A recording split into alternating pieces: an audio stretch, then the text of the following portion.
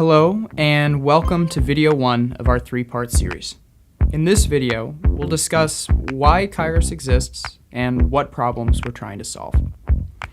As I mentioned in the first video, Kairos really started out of my classroom and my co-founder's classroom when we were teaching at Jennings and Normandy high schools.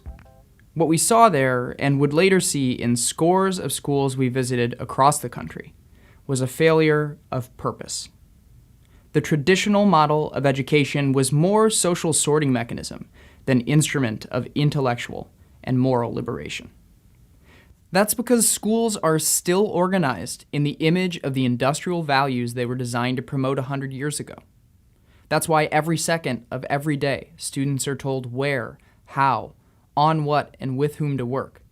Why they move from class to class on the factory bell schedule. Why they're organized by their age or their date of manufacture, and why most schools are single-race, single socioeconomic environments. The system fails to recognize two fundamental, if obvious, facts. First, that all people are different, and second, that that difference is a strength, not a weakness. So at Kairos, instead of standardizing curriculum and content delivery, we personalize each student's trajectory to meet their unique needs and strengths.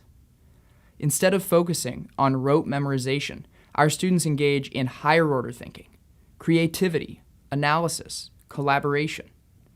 Instead of habituating students to control and compliance, we ask them to practice making choices for themselves.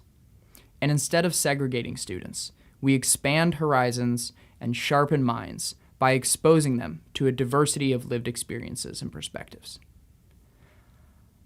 Our mission is not to develop a specific program or to engineer certain types of kids, but to give families and students both the tools they need to direct their own lives and learning.